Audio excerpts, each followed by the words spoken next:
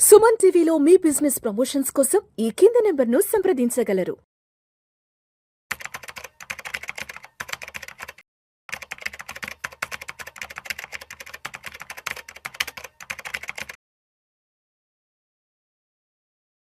నమస్తే మధు. నమస్తే. మధు, ఇప్పుడు హెల్త్ ఇన్సూరెన్స్ లో కూడా మనకి పోర్టబిలిటీ ఉంది కదా, అంటే ఇన్సూరెన్స్ లో కూడా పోర్టబిలిటీ ఉంది. ఎస్. అంటే మనం ఒక 3-4 years సమ్ ఎక్స్ అనే కంపెనీకి సంబంధించి ఇన్సూరెన్స్ తీసుకుంటాము. సరే, over a period of time తర్వాత ఆ కంపెనీకి సంబంధించిన సర్వీసెస్ నచ్చకపోతే ఆ నెక్స్ట్ ఇయర్ వేరే ఇన్సూరెన్స్ కంపెనీలకు పోర్టబుల్ అవుతాం కదా.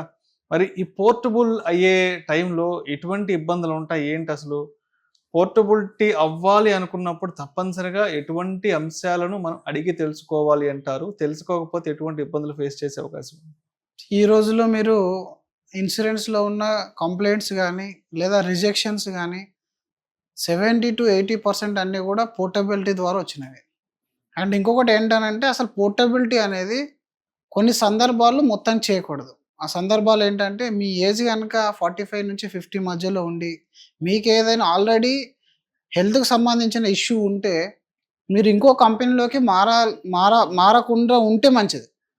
అండ్ మూడోది, జస్ట్ బికాజ్ ఆఫ్ ప్రీమియం వల్ల, అంటే నా ప్రీమియం 100 రూపీస్ ఉంది, ఇంకొకరి ప్రీమియం 95 రూపీస్ ఉంది అన్న 5 రూపీస్ డిస్కౌంట్ కోసం మీరు బయటకు వెళ్ళడం అనేది, మీరు ఎంత పెద్ద నష్టాన్ని తర్వాత కొని తెచ్చుకుంటారనేది వెరీ రీసెంట్ కేసెస్లో మేము అబ్జర్వ్ చేస్తూ ఉంటాం.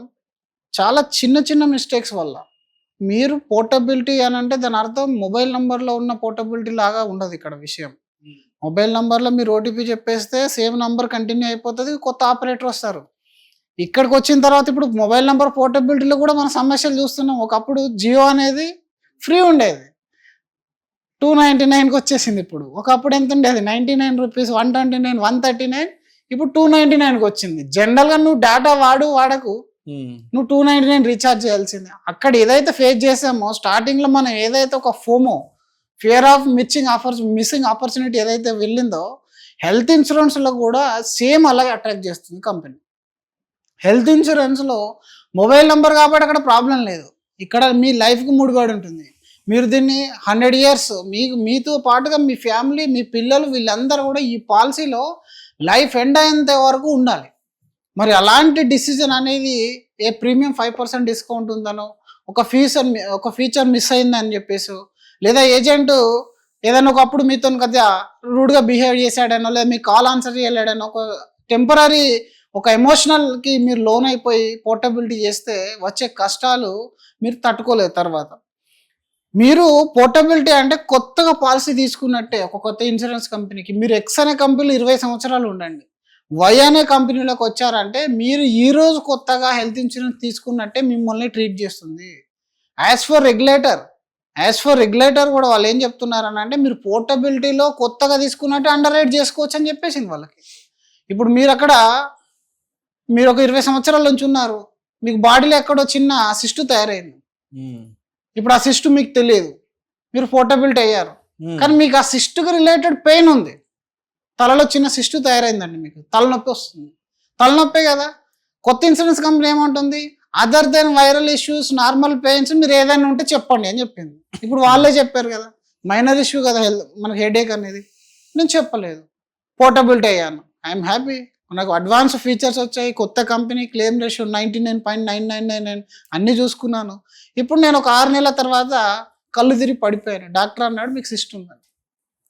ఫస్ట్ క్వశ్చన్ మనం ఏం అడుగుతాయండి డాక్టర్, అసలు ఈ ప్రాబ్లం ఎప్పటి నుంచి అంటాడు. సార్ నాకు ఈ ప్రాబ్లం లేదు కానీ అంటాడు. ప్రాబ్లం లేదనగానే, సరే ఇంకేదైనా సిమ్టమ్స్ ఉన్నాయా, వామిటింగ్స్ అయ్యా, మోషన్స్ అయ్యా, లేదా మీకు ఏమైనా తలనొప్పి కానీ అయిపోయినా, ఫస్ట్ రాయడం ఏం రాస్తాడు, నమ్మనేసి కానీ లేదా హెడేక్ సిన్స్ అని ఎప్పుడైతే రాస్తాడో ఆ పాయింట్ని పట్టుకుంటారు వీళ్ళు.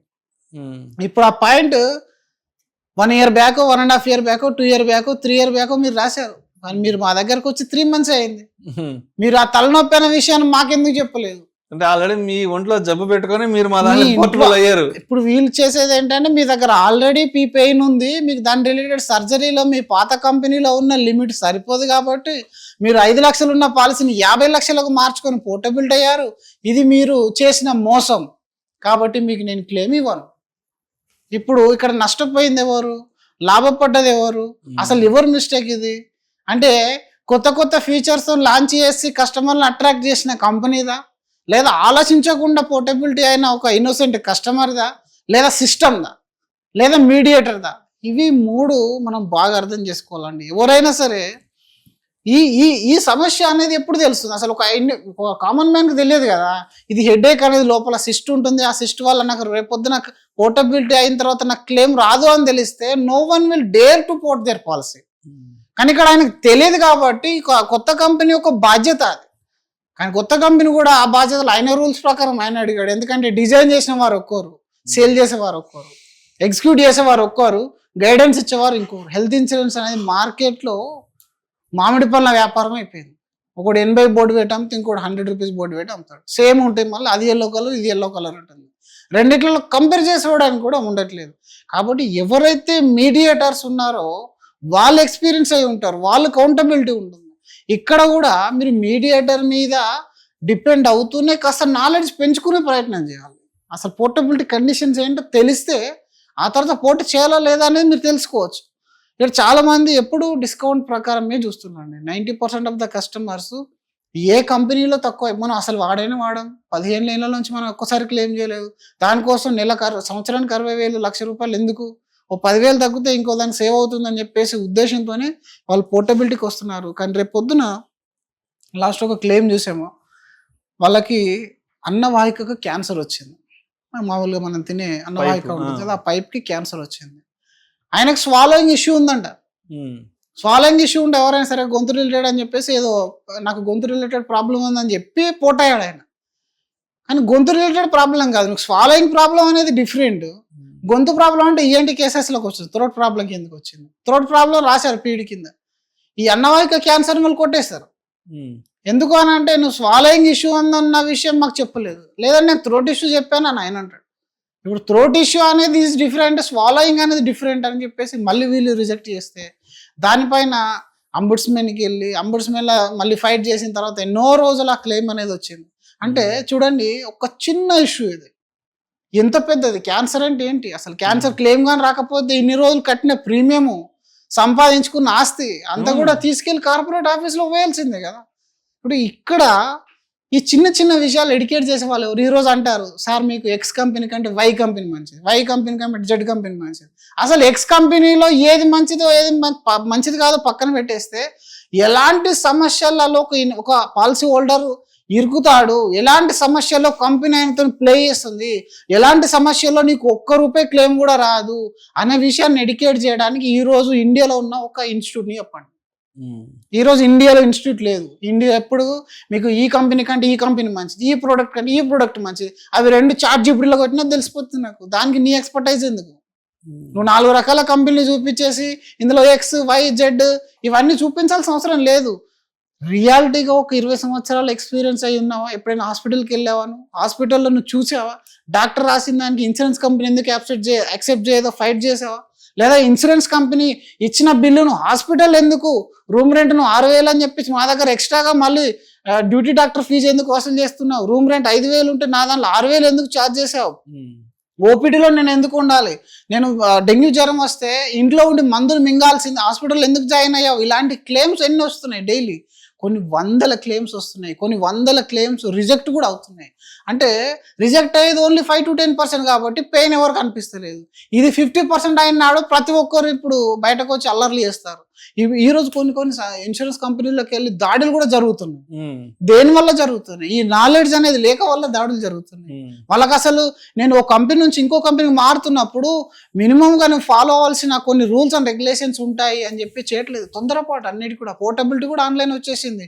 ఇక్కడ నుంచి పాలసీ డౌన్లోడ్ చేసి అక్కడ ఎంట్రీ చేసి అదే XYZ ఇన్ఫర్మేషన్ ఫిల్అప్ చేసి తర్వాత 2 daysలో కాల్ వచ్చేసింది, కంప్లీట్ అయిపోతుంది.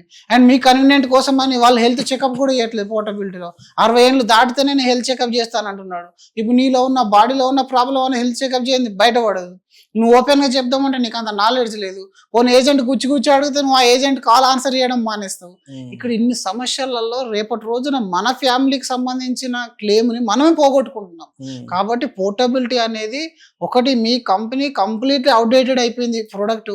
ఇంక ఇది మార్చట్లేదు అనుకున్నప్పుడు, లేదా మీ ఏజెంట్ మీకు రెస్పాన్స్ ఇవ్వనప్పుడు, కంప్లీట్గా మీకు ఏజెంట్ రెస్పాన్స్ లేదు, రినివల్స్ రిమైండర్ లేదు అనుకున్నప్పుడు, మీకు ఎలాంటి ఇష్యూ లేనప్పుడు మాత్రమే మీరు పోర్టబిలిటీ చేయాలి. ఇంకా పోర్టబిలిటీ చేసే వాళ్ళు మళ్ళీ 26లో ఒకటి, 27లో ఒకటి, 29లో ఒక కంపెనీ చేంజ్ చేసుకుంటే మాత్రం అది చాలా పెద్ద మిస్టేక్ అయిపోతుంది. మీరు ఏదైనా ఒక కంపెనీ చూస్ చేసుకోవాలి. ఒకవేళ అది నచ్చకపోతే పోర్టబిలిటీ 1 టైం, ఆ టైంలో ఇంకా మళ్ళీ లైఫ్ టైం ఇంకా అది ఆ కంపెనీలో 100 ప్రోడక్ట్లు రాని, బయట 1000 ప్రోడక్ట్లు లాంచ్ కానీ, మీరు ఒక్క ప్రోడక్ట్ నమ్ముకొని సఫిషియంట్ కవరేజ్ని తీసేసుకుంటే మీకు పోర్టబిలిటీ అవసరమే లేదు. ఈరోజు మీరు ఒక కంపెనీలో ఉన్నారు, అందులో ఒక ప్రోడక్ట్లో ఫీచర్ లేదు, XYZ కంపెనీలో ఉంది. 2 ఇయర్స్ తర్వాత వీళ్ళు ఆలోచించారా, నా సేల్స్ డౌన్ అవుతున్నాయి కాబట్టి ఆ ఫీచర్ తీసుకురావాలన్న ఆలోచన వీళ్ళకి వస్తుంది. అది వచ్చేది వరకు వెయిట్ చేయాలి మనం. ఇక్కడ ఒక ఫీచర్ లేదని మనం జంప్ అయిపోతే ఆ తర్వాత అసలుకే మోసం వస్తుంది. మంచి మంచి కంపెనీలో ఉన్న వాళ్ళు చెత్త ప్రోడక్ట్లకు పోర్టబిలిటీ చేసుకొని లక్షల క్లెయిమ్లు పోగొట్టుకున్న వాళ్ళు డైలీ 100 మందిని చూస్తున్నాము. దయచేసి ఏజెంట్ రికమెండ్ చేశాడంటే తను ఎంత స్టడీ చేశాడో ఒకసారి మీరు తెలుసుకునే విషయం చేయండి.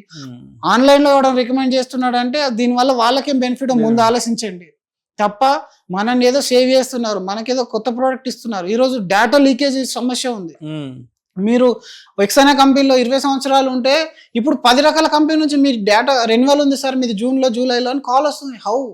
ఒక ఇన్సూరెన్స్ కంపెనీ నుంచి డేటా లీకేజ్ జరుగుతుంది. దానివల్ల వాడు ఒక కంపెనీ నుంచి ఇంకో కంపెనీకి పోటీ చేసేస్తున్నారు అందరూ. చాలా వర్క్ కేసెస్లో మేము చూస్తాం లాస్ట్ 10-15 ఇయర్స్లో.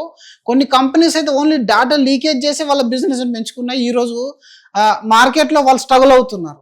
అట్లాంటి చెత్త డేటా అంతా తీసుకొని ఆ చెత్త క్లెయిమ్లు ఇవ్వలేక ఈరోజు వాళ్ళు క్లెయిమ్స్ మేము ఇవ్వలేమని ఎత్తేస్తున్నారు. కాబట్టి అలాంటి ప్రలోభాలకు మనం గురి కాకుండా ఒక కంపెనీ చూస్ చేసుకుని లైఫ్లో కంటిన్యూ ప్రయత్నం చేయండి. మీకు ఎలాంటి క్లెయిమ్ ఇష్యూ అనేది రాదు. అండ్ హెల్త్ ఇన్సూరెన్స్లో మనకి మొరటోరియం పీరియడ్ కూడా ఉంటుంది 5 ఇయర్స్. ఒకప్పుడు 7 ఇయర్స్ ఉండేది. 5 ఇయర్స్ దాటితే మీ నాన్ డిస్క్లోజర్ క్లాస్ కూడా వెళ్ళిపోతుంది. ఫ్రాడ్ ఒకటి ఎట్లా యాక్సెప్ట్ చేయరు. అట్లీస్ట్ ఏదైనా మీరు మర్చిపోయినా సరే ఆఫ్టర్ 5 ఇయర్స్ ఒక కంపెనీలో మీరు ఉన్నట్టయితే ఆ మొరటోరియం మీకు అప్లికేబుల్ అవుతుంది. దయచేసి ఎవరో రికమెండ్ చేస్తారని ఏదో ప్రోడక్ట్ ఫీచర్ ఉందని పోర్టబిలిటీ ట్రై చేయొద్దు. Thank you so much Madhu గారు. థ్యాంక్ యూ అండి.